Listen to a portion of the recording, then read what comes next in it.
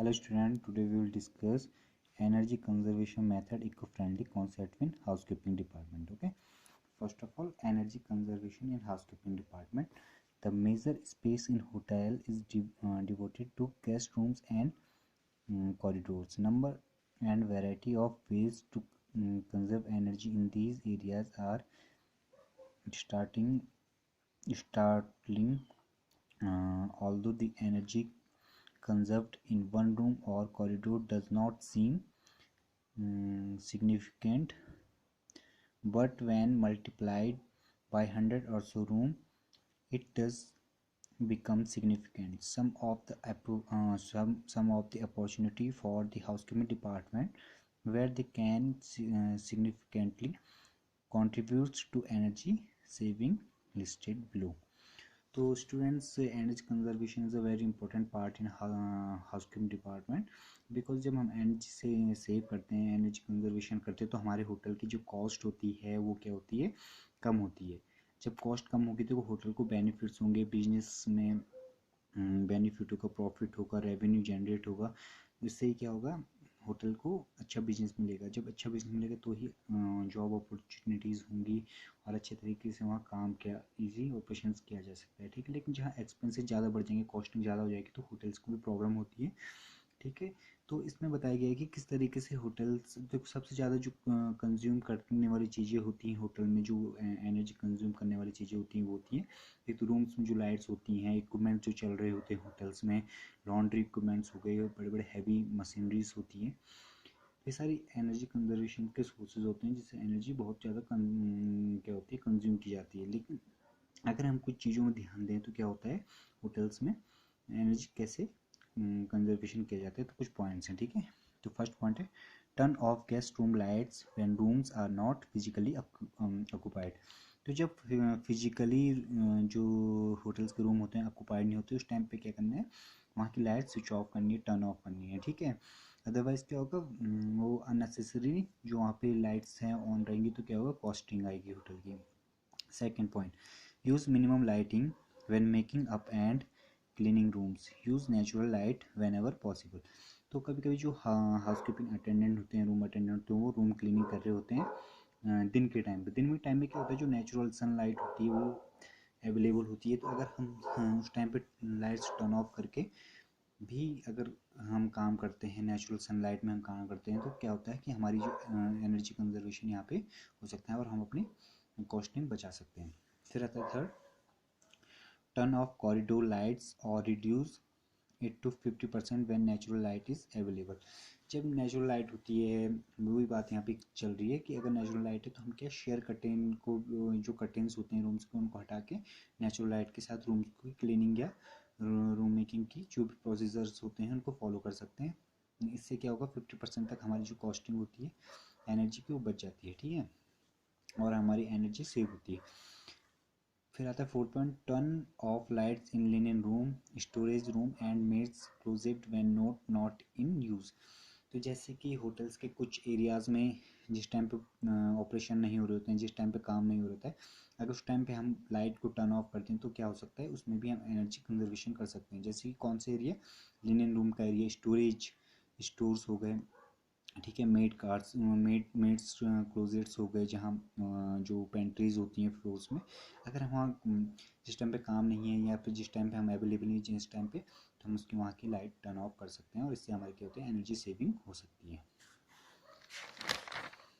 फिर आते हैं, check your areas for light level, reduce number of lights if possible, use lower voltage bulb wherever possible. तो कोशिश करनी है कि होटल्स में मोस्टली के ऐसे एरियाज़ में जहाँ हम नहीं हैं वहाँ पे हमें लाइट यूज़ नहीं करनी है. और लाइट यूज़ करनी भी है तो क्या है, वहाँ पे हैवी जो वोल्टेज के बल्ब हैं वो ना यूज़ करके हमें क्या करना है, लाइट जो वोल्टेज वाले कम पावर के या कम लोअर पावर के जो बल्ब होते हैं उनको यूज़ करना है. ठीक है, और जो क्योंकि ऐसे इफ़ेक्टिव बल्ब हमें यूज़ करना, जो CFL हो गया या इस तरह के जो नए बल्ब आ रहे हैं, ठीक है, जिनसे भी हम इनको यूज़ करते हैं तो कि हमारी एनर्जी कंजर्वेशन आ सकती है. और नई टेक्नोलॉजी को यूज़ करना है, नए टाइप के बल्ब्स हो गए, नए टाइप की लाइटिंग टेक्नोलॉजी हो गई, इसको यूज़ करना है। फिर आता है have lamp shades clean at once, bulb gives more light with clean lamp shades।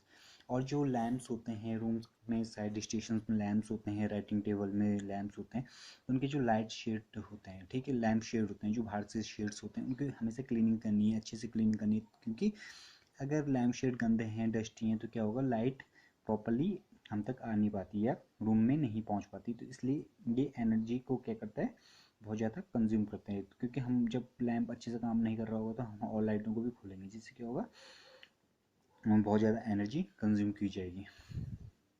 फिर keep wall and ceiling wall clean for better light reflection. और अगर रूम्स में अच्छा पेंट है, ठीक है, अकॉर्डिंग टू डेकोर जो पेंट किया गया है, वॉल्स क्लीन है, तो क्या हो, जो रिफ्लेक्शन की वजह से रूम में लाइट ज़्यादा होती है, ठीक है, इससे हमें कम बल्ब में, कम लाइट में ज़्यादा लाइट मिल सकती है। रहता है switch off music and TV sets when rooms are not physically occupied. तो वैसे जैसे हमने लाइट बंद की थी, जो वैकेंट रूम जो खाली रूम होते हैं, जब हम वहाँ पे यूज़ नहीं कर रहे हैं, गेस्ट नहीं है, तो हम वहाँ क्या कर सकते हैं, जो म्यूज़िक हो गया, टीवी सेट्स वगैरह हमें ऑफ करके रखना है। फिर आता है turn off HVAC system when room are not physically occupied, ठीक है। Heat and ventilation air conditioner जो है उसको टर्न ऑफ करके रखना है जब गेस्ट रूम में नहीं है या फिर कोई एम्प्लॉई रूम में नहीं है। तो उस टाइम हमें एसी, जो रूम होटल का एसी होता है, रूम्स का जो एसी होता है, उनको क्या करना है, टर्न ऑफ कर देना है। जब तक गेस्ट नहीं आता है, जब तक गेस्ट नहीं, हमें नहीं पता है कि गेस्ट आने वाला है, तब तक हमें उसे ऑफ करके रखना चाहिए, या फिर उसका टेम्परेचर सेट करना चाहिए, एक प्रॉपर टेम्परेचर, ताकि बिल्कुल भी ज़्यादा एनर्जी कंज्यूम ना हो और बिल्कुल ही रूम ज़्यादा गर्म भी ना हो। तो हमें ये ध्यान रखना जरूरी है इसमें, ठीक है। फिर आता है रिपोर्ट वाटर लीक इमीडिएटली। तो कहीं पे भी अगर हमें लग रहा है कि वाटर लीकेज है, सपोज के लिए बाथरूम में या किसी एरिया में, तो हमें उसको रिपोर्ट करना है अपने सुपरवाइज़र को या मेंटेनेंस डिपार्टमेंट को इमीडिएटली। क्योंकि अगर वाटर कहीं पे लीकेज होगा तो फिर वाटर क्यों, वहाँ पे जो टैंक्स होते हैं, वाटर टैंक्स, वो क्या हो जाएंगे, एम्प्टी, खाली होने लग जाएंगे। खाली होंगे तो क्या होगा, फिर से हमें वाटर सप्लाई बढ़ानी पड़ेगी। तो इसलिए हमें ध्यान रखना है इन चीज़ों का। फिर आता है keep room hot water temperature, sorry, keep room hot water temperature at lowest acceptable limit. जो रूम्स में, बाथरूम में देखा होगा, होटल के रूम में hot water 24 hours running hot water होता है। तो उसको क्या करना है हमें, सपोज कि जिस टाइम पे यूज़ नहीं कर रहे हैं, या फिर जिस टाइम पे हमें लगता है कि ऑक्यूपेंसी कम है होटल की, जिस टाइम पे गेस्ट नहीं है होटल में, तो उस टाइम हम उसको क्या कर सकते हैं, लो कर सकते हैं, उसका जो टेम्परेचर है थोड़ा कम कर सकते हैं, ताकि क्या हो सके, जो एनर्जी है उसको बचाई जा सके। थैंक यू स्टूडेंट्स, ये टॉपिक था एनर्जी कंजर्वेशन से लेकर, बहुत ही ज़्यादा इंपॉर्टेंट क्वेश्चन है, एग्ज़ाम्स में आता है, ठीक है। Okay, thank you.